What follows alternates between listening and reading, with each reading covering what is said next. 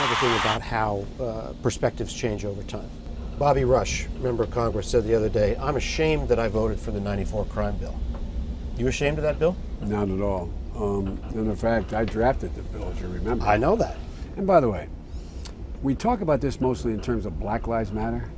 Black lives really do matter. But the problem is institutional racism in America.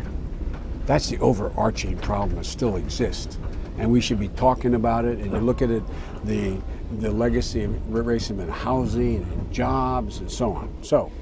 But having said that, if you take a look at the crime bill, of the money in the crime bill, the vast majority went to reducing sentences, diverting people from going to jail for drug offenses into what I came up with, the drug courts, providing for boot camps instead of sending people to prison so you didn't relearn whatever the bad thing that got you there in the first place. Put 100,000 cops in the street. When community policing was working, neighborhoods were not only safer, but they were more harmonious. And when the reason why the cops originally opposed my 100,000 cops for this community policing piece is because it's high intensive and it means they got to get out of their cars.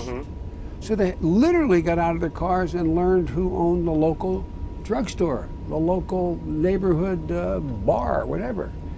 And they were engaged in the neighborhood, which built confidence so that the woman, the African-American woman living in a corner alone where the drug deal's going down in front of her house knows she literally used to have your phone number as a cop.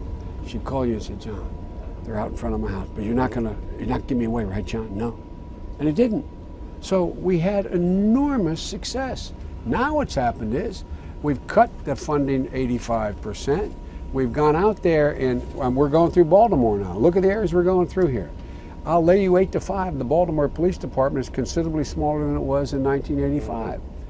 There are things I would change. I opposed, for example, the carjacking provision that the administration wanted in.